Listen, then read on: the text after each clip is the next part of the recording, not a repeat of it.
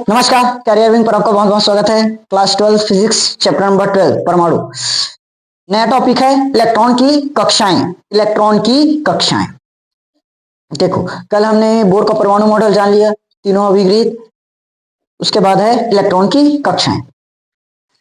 देखो, रदरफोर्ड के अनुसार क्या हुआ था, इलेक्ट्रॉन नाभिक के चारों ओर क्या करता है, चक्कर लगाता है। ये तो समझ गए।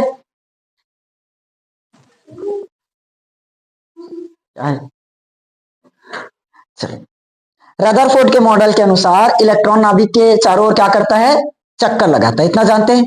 तो चारों ओर घूम रहा है, मतलब उसको अभी केंद्र त्वरण की जरूरत पड़ेगी, अभी केंद्र बल की जरूरत पड़ेगी। अभी केंद्र त्वरण रहता है ना, तो उसको किसकी जरूरत पड़ती है, अभी केंद्र बल। और वो अभी केंद्र बल कौन प्रदान करता है, इलेक्ट्रॉन और नाभिक के मध्य लगने वाला स्थिर वैद्युत आकर्षण बल। देखो, ये इलेक्ट्रॉन है, v वेग से गति करेगा चारों ओर, तो इसको अभी केंद्र बल की जरूरत पड़ेगी।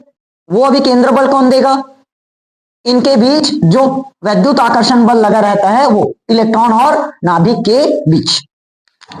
देखो, ये हो गया हमारा नाभिक, इसके चारों ओर इलेक्ट्रॉन गति करता है ना, चारों ओर इलेक्ट्रॉन गति करेगा, तो वृत्ताकार मार्ग में गति कर रहा है, मतलब अभी केंद्र बल की जरूरत पड़ी।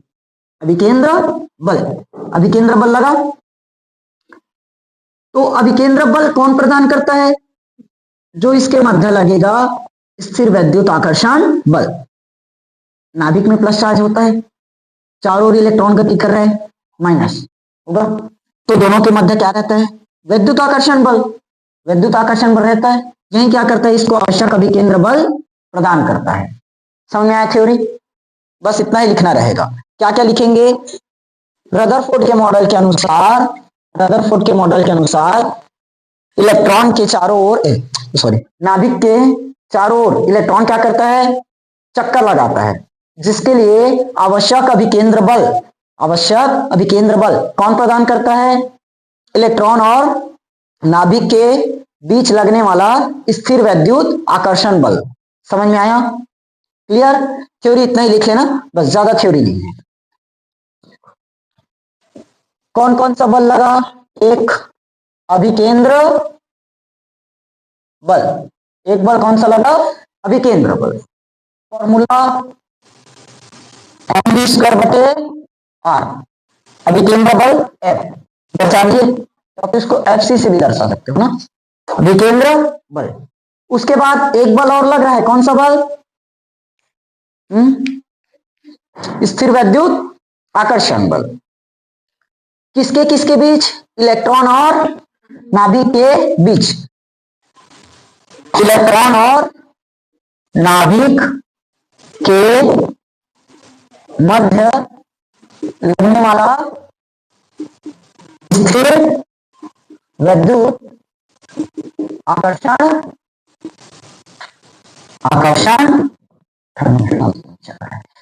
कौन से नियम से लगेगा, स्थिर वैद्युत आकर्षण बल कहां पढ़े हो, कूलॉम के नियम। नीचे समझ में आया ना क्यों हुआ, तो F क्या होगा, 1/4πε0। देखो, Q1 Q2/r² रहता है, दूरी तो वही है, लेकिन Q1 की जगह इलेक्ट्रॉन आ जाएगा। Q1 की जगह क्या लेना पड़ेगा, इलेक्ट्रॉन। तो देखो, ये होगा Fe, मान लेते हैं ना, लेकिन जो जितना भी केंद्र बल लगेगा उतना ही तो अभी केंद्र बल जितना लगेगा उतना ही स्थिर वैद्युत बल प्रदान करेगा। अब भी बताया ना, अभी केंद्र बल कौन प्रदान करता है, स्थिर वैद्युत आकर्षण बल कर रहा है, तो जितना उसको जरूरत है उतना ही देगा। तो साफ है, दोनों बल क्या होगा, बराबर होगा। तो इधर क्या है, mv² के बटे में r और e²/, हाँ चलो सीधा कर देते, 4πε0r²। समझ में आया? देखो, r से कट जाएगा, निकाल क्या रहे हो, कक्षाएं। क्या निकालना है, अभी कक्षा। तो यहां पर r का मान और v का मान निकाल के रखते हैं। अगर r का मान निकालोगे इधर जाएगा क्या, चलो पहले v² का मान निकालो। v² क्या बनेगा, e²/4πε0 और mr। आएगा क्या?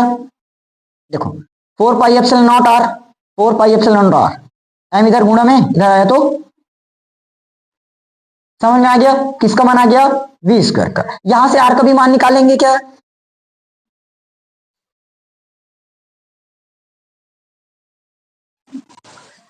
आर का मान कैसे निकलेगा?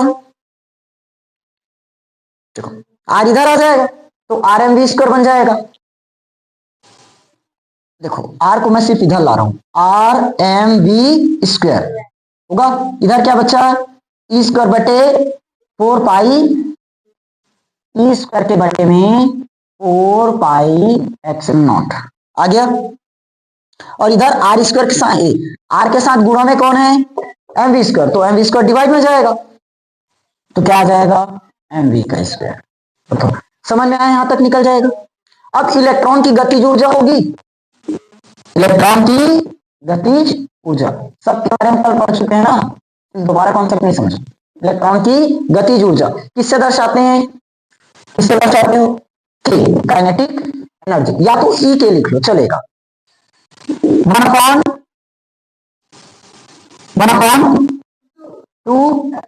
mv² होगा क्या? देखो हमें साफ साफ दिख रहा है वी स्क्वायर है, वी स्क्वायर है, और यहां पर भी वी स्क्वायर है, कर सकते हैं। के बराबर 1/2 एम, वी स्क्वायर का मान ई स्क्वायर बटे 4 पाई एप्सिलॉन नॉट आर, और एम है ना। समझ में आया? ये हमने क्या निकाल लिया? गतिज ऊर्जा के। अब क्या निकलेगा? स्थितिज ऊर्जा। अब क्या बचा? स्थितिज ऊर्जा। पोटेंशियल एनर्जी पीयू से दर्शा देते हैं ना, चाहे तो लिख सकते हो पीयू या पीई, पोटेंशियल एनर्जी। खैर हम लोग स्थितिज ऊर्जा को दर्शाते हैं यू से, तो यू ही रख दो। आया? अब स्थितिज ऊर्जा क्या निकल सकती है? हाँ, -1/4 pi epsilon not e upon are.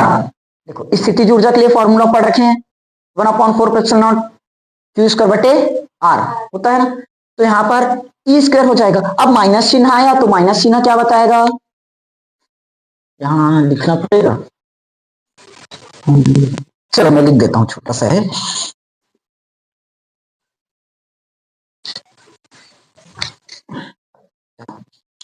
ऋणात्मक चिन्ह लास्ट में लिखें के बारे में, लास्ट में नहीं, चलो ये लिख लो। ऋणात्मक चिन्ह यह प्रदर्शित करता है, ऋणात्मक चिन्ह यह प्रदर्शित करता है इलेक्ट्रॉन कैसे है? इलेक्ट्रॉन धनावेशित धनावेशित नाभिक से क्या है? संबद्ध है, संबद्ध है। समझ में आया? ऋणात्मक चिन्ह सिर्फ ये दर्शाएगा कि इलेक्ट्रॉन धनावेशित से क्या है? संबद्ध है।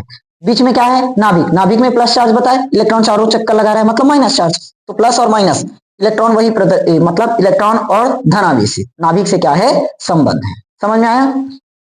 इसको चाहो तो पूरा लास्ट में लिख सकते हो। ये निकल गया पूरा, क्या आया? यू, यू मतलब स्थितिज ऊर्जा, ई मतलब सॉरी के मतलब दोनों चीज निकल गया। अब हमें क्या चाहिए? ऊर्जा, एनर्जी ई बराबर यू प्लस के कर दो, या के प्लस हो जाएगा, पुट कर लोगे। के का मान 1 हाँ इसको लिखते हैं, ये क्या बन जाएगा? एम ई का स्क्वायर होगा, एम का स्क्वायर बटे में 4 दूनी 8 pi epsilon not m r, क्या होगा? 8 पाई 8, अरे यार यहां से एम काट देना था, एम से काट देना था, एम तो है, एम है ना, काट देना था, कट रहा है सीधा। चलो यही काट लेते हैं, अभी तो नीचे में जरूरत ही नहीं पड़ा है ना, काट लो। तो क्या बचा? ई स्क्वायर बटे 8 पाई एप्सिलॉन नॉट आर। समझ में आया? ई स्क्वायर बटे 8 पाई एप्सिलॉन नॉट आर, फिर minus 1/4 pi epsilon not E square बटे होगा। इसको भी ऐसे ही रख लो, अभी बताऊंगा क्यों किया। 1/2। देखो यहाँ क्या है, 1/4 पाई एप्सिलॉन नॉट आर है, 1/4 पाई एप्सिलॉन नॉट आर है, ई स्क्वायर है, दोनों कॉमन हो जाएगा। चाहो तो डायरेक्ट एलसीएम लेकर यहीं से निपटा दो, हो जाएगा। क्या होगा 1/4 पाई एप्सिलॉन नॉट आर, ऊपर में क्या है स्क्वायर, तो क्या बचा 1 माइनस कमान होगा क्या, आधा में 1 घटा दोगे क्या बचेगा, इसको मिटा दें।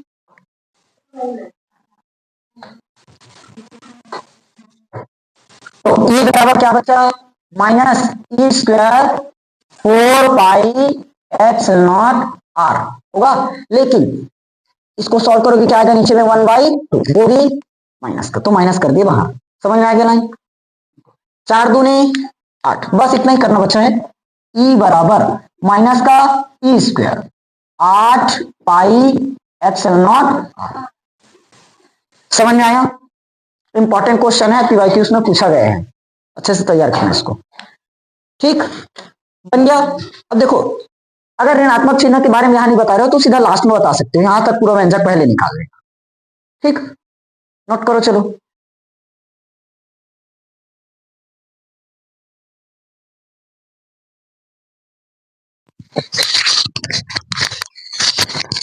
अगला करो हाइड्रोजन परमाणु का बोर सिद्धांत।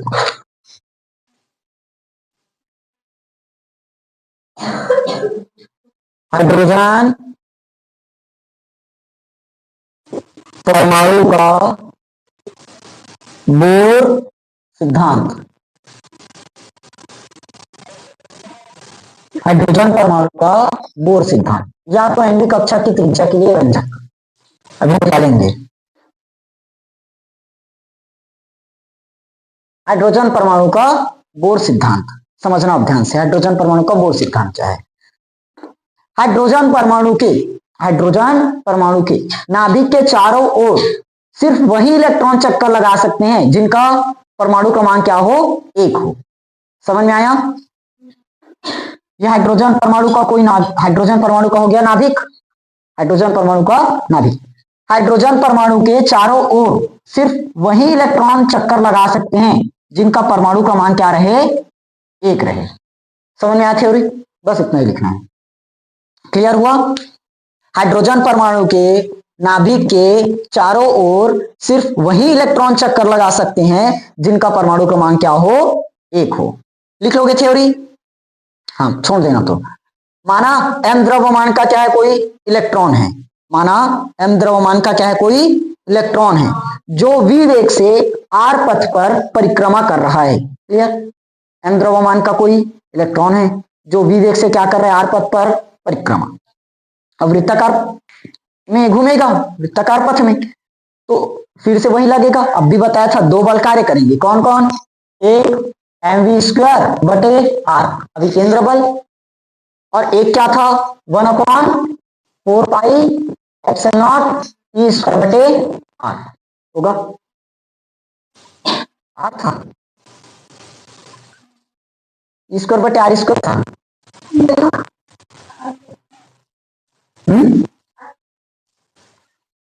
r बस। यहाँ तुम लोग शॉर्ट में मत करना ना, अभी मैं व्यंजक पढ़ाया हूं इसलिए लिख दिया। पेपर में अगर क्वेश्चन आएगा तो ये आएगा हाइड्रोजन परमाणु का बोर सिद्धांत, तो वहां बताना पड़ेगा ना कि कौन कौन कहां से आया है। तो फिर से वही लिखना अभी जो स्टेज के पहले जो लिखवाया था। सबसे पहले अभिकेंद्र बल। अभिकेंद्र बल कौन प्रदान करता है? स्थिर वैद्युत आकर्षण बल। तो अभिकेंद्र बल निकालना, फिर स्थिर वैद्युत आकर्षण बल निकालना। कौन से नियम से निकला? कूलाम के नियम से। क्यों निकला? इलेक्ट्रॉन और नाभिक के मध्य लगने वाला आकर्षण बल। लिख लोगे इसको? वही लिखना सेम। इसको मान लो क्वेश्चन नंबर फर्स्ट। बोर की द्वितीय परिकल्पना। बोर की द्वितीय परिकल्पना पढ़े हो? क्या होता है? जो कोणीय संवेग एल है, कोणीय संवेग एल, एल बराबर एम बी आर, क्या होता है एन एच अपॉन 2 पाई, एच अपॉन 2 पाई का पूर्ण गुणज। समझ में आया? यहां से अब देखो, अगर हम आर का मान निकालें या वी का मान निकालें, पहले वी का मान निकालो, क्या होगा एन एच अपॉन एम, एक minute, 2 pi into m into r, 2 pi m r निकलेगा यहां पर। ये हो गया वी का मान, इक्वेशन नंबर सेकंड मान। क्लियर हुआ? अब देखो हमें क्या निकालना है, इलेक्ट्रॉन की, सॉरी इलेक्ट्रॉन की स्थायी कक्षा की त्रिज्या, स्थायी कक्षा की त्रिज्या, स्थायी कक्षा की त्रिज्या निकालो। स्थायी कक्षा की त्रिज्या यानी कि त्रिज्या क्या है आर। देखो यहां पर पुट करो सीधा, एम बटे आर, एम बटे आर हो गया। वी स्क्वायर दिया तो वी का मान क्या है N h upon 2 pi m are पूरे का स्क्वायर होगा, बराबर 1/4 pi epsilon not E square बटे आर स्क्वायर। समझ में आया तक? देखो ये हो गया एम बटे R, N square H square 2 का वर्ग 4 और ये पाई का वर्ग एम का वर्ग आर का वर्ग 1/4 pi epsilon not E square divided by R square. यहां तक समझ में आया? जो वैल्यू कटेगा उसको काटो आप। देखो ये आर स्क्वायर है, इधर भी आर स्क्वायर है, कट जाएगा तो क्या बचा एम बटे आर, एम हाँ कट जाएगा, एम कट जाएगा, एम हट गया ना, तो क्या बचा N square H square, N square H square बटे में 4 pi square M R, 4 pi square M R आएगा, 4 पाई स्क्वायर एम बराबर इधर क्या बचा ई स्क्वायर बटे 4 pi epsilon not, E square बटे 4 पाई से भी कट जाएगा, चलो यही काट देता हूं। देखो 4 से 4 कटा, पाई स्क्वायर से पाई कटा, तो क्या बचा यहां पर सिर्फ 1 पाई एम आर, इधर क्या बचा ई स्क्वायर बटे एप्सिलॉन नॉट आया। किसका मान चाहिए अपने को आर का, किसका मान चाहिए आर का, त्रिज्या निकाल रहे हो, त्रिज्या मतलब आर। तो देखो N square into H square, इधर क्या है पाई इंटू एम, इधर एप्सिलॉन नॉट है, ई स्क्वायर बटे एप्सिलॉन नॉट, तो इधर आएगा तो क्या होगा एप्सिलॉन नॉट बटे ई का स्क्वायर और आज इधर चला जाएगा। समझ में आया? क्लियर हुआ? कुछ कटेगा अब नहीं कट सकता ना, तो फाइनली आर, अगर मैं इस पूरे को नियतांक मान लूं, इसको एप्सिलॉन नॉट एच स्क्वायर बटे पाई एम ई स्क्वायर, क्या कर देते हैं इसको नियतांक, तो हमें आर प्रोपोर्शनल क्या मिलेगा एन स्क्वायर मिलेगा। सबको क्या कर दिए नियतांक मान दिए ना, तो आर प्रोपोर्शनल क्या आया एन स्क्वायर। क्लियर हुआ? मतलब क्या बता सकते हैं, जो स्थायी कक्षा की त्रिज्या है, लास्ट में लिख लेना स्थायी कक्षा की त्रिज्या एन मतलब मुख्य क्वांटम संख्या के वर्ग के क्या होगी अनुक्रमानुपाती। समझ में आया? स्थायी कक्षा की त्रिज्या मुख्य क्वांटम संख्या के वर्ग क्या होगी अनुक्रमानुपाती होती है। समझ में आया? अब देखो अगर यदि n बराबर 1 2 3 हो तो क्या मिलेगा? आर बराबर 1 अनुपात 2 का वर्ग 4, 3 का वर्ग 9, 4 का वर्ग 16, इस तरह से मिलेगा। समझ में आया? क्लियर हुआ? अब देखो क्वेश्चन ऐसे नहीं आएगा हाइड्रोजन परमाणु का बोर सिद्धांत क्या है करके। क्वेश्चन सीधा ये आता है, सिद्ध करने के लिए सिद्ध कीजिए कि स्थायी कक्षाओं की त्रिज्या का अनुपात 1:4:9 होता है। ये पेपर में आया हुआ क्वेश्चन है, लगातार 3 साल आया है। 2023 में आया था, 2024 में भी आया था। ठीक, नोट कर लो इसको। और बचा है इसका, करवा दो क्या इसी में? अभी तो जगह है, जगह है, जगह है, जगह है, जगह है, जगह है, जगह है।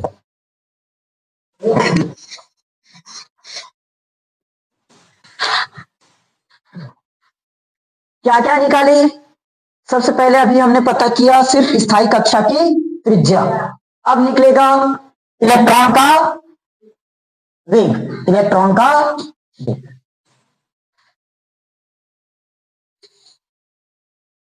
क्या है? देखो हमने एक भी समीकरण नहीं माना क्या?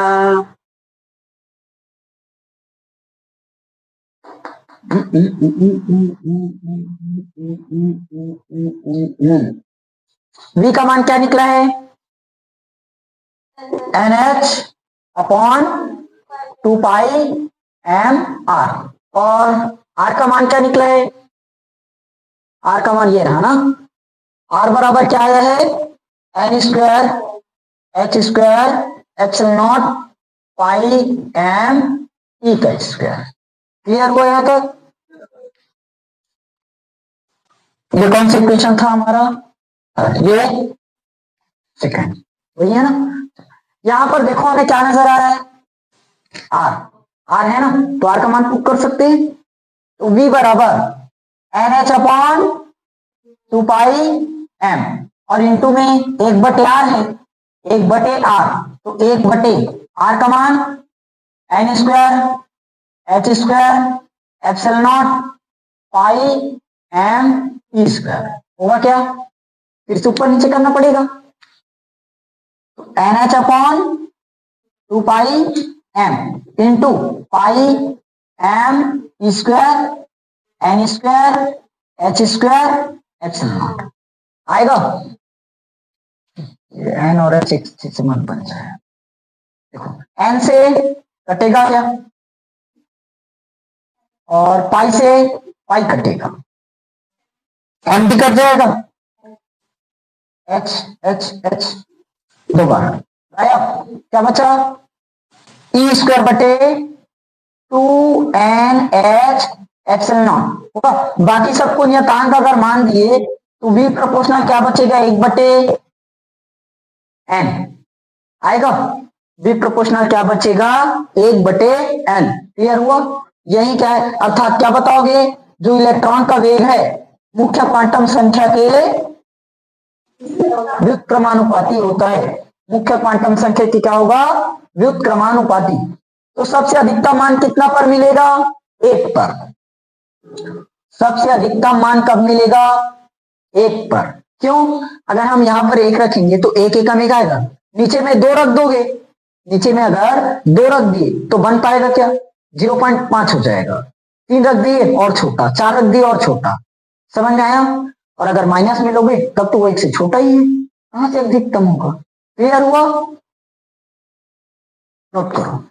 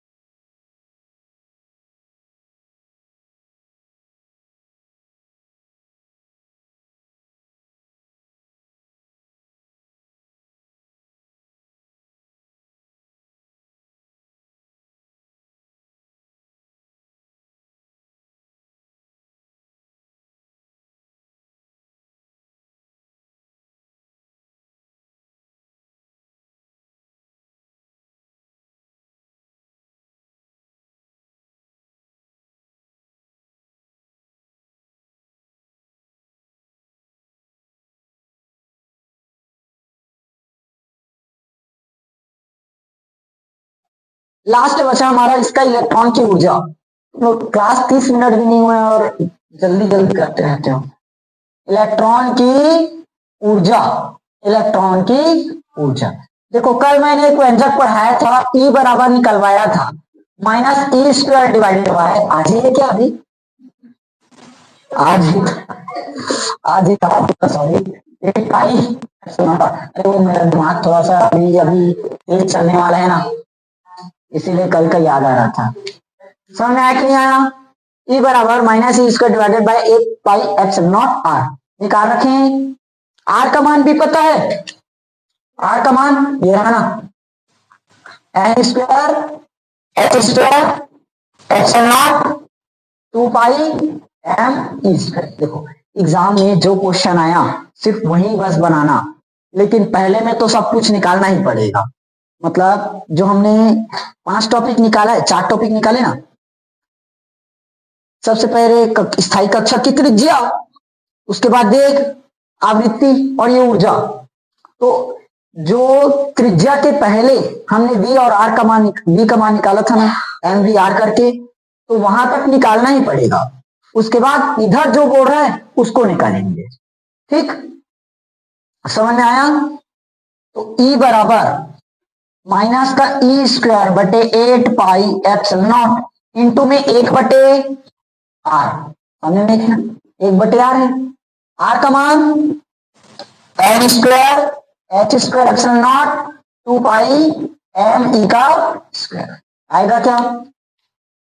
तो ऊपर नीचे फिर से करना पड़ेगा, तो क्या बचेगा? माइनस ई स्क्वायर बटे 8 पाई एप्सिलॉन नॉट क्या होगा? 2 pi M E square m square H square epsilon naught. कौन कटेगा, कौन कटेगा, कौन कटेगा, कौन कटेगा? ये कटेगा, 2 चौक 8 कटेगा और बाकी कुछ नहीं कटेगा। कुछ कटेगा नहीं कटता। तो ई बराबर ई बराबर ई बराबर माइनस का ई की पावर कितना हो गया? ई की पावर 4, ई की पावर 4। और क्या बचा इसके साथ? ये m बचा, 2 पाई तो कट गया, और नीचे में ये 4 बचा ना, और इसके साथ एप्सिलॉन नॉट बचा। यहां पर एन स्क्वायर बचा, एच स्क्वायर बचा और एप्सिलॉन नॉट पे क्या चीज, तो यहां कर दो क्या सीधा स्क्वायर, हो गया माइनस। समझ में आया? देखो अब इसको थोड़ा सा बस ना कुछ करो, पाई को मत काटो, अभी बताऊंगा क्यों नहीं काटेंगे। पाई को मत काटो, पाई को मत काटो, यहाँ पाई का समझ में आया क्यों रखवा रहा हूं? देखो मैं इसको क्या बना सकता हूँ, e की पावर इंटू एम होगा नीचे 1/4 पाई एप्सिलॉन नॉट बना सकते हैं क्या? 4 पाई एप्सिलॉन नॉट। तो इसका एक बार क्या बचा, उसके साथ और इसके साथ एच स्क्वायर। समझ में आ गया? सबका वैल्यू पता है? सबका वैल्यू नहीं पता? वैल्यू नहीं पता, क्या क्या रखोगे? एम का मान बताओ ना,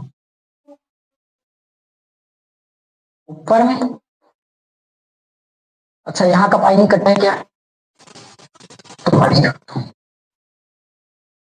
एम का मान 9.1 इंटू 10 की पावर -31 kg। इलेक्ट्रॉन पर आवेश जानते हो? हाँ जानते हैं। एप्सिलॉन का मान जानते हैं? हाँ जानते हैं। और एच का मान जानते हैं? हाँ जानते हैं। ठीक, तो जब इस पूरे वैल्यू को यहाँ पर रख के छोड़ोगे तो इसका मान आएगा माइनस का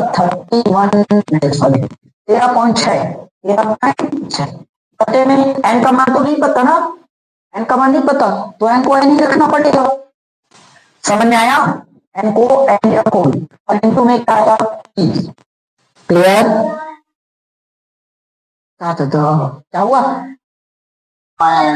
देखो ई का मान नहीं पता, 1.6 इंटू 10 की पावर -90 एस्ट्रोनॉट का मान 8.5 इंटू 10 की पावर माइनस का 12। शांत रहो, समझ में आया? उसके बाद h का मान 6.6 इंटू 10 की पावर माइनस का 34। सबका तो मान पता है, बस पुट बस करो, ये निकलेगा। ओके, बस बाकी एक ही टॉपिक बचा हाइड्रोजन स्पेक्ट्रम, खुद से प्रैक्टिस करना, कल कर लेंगे।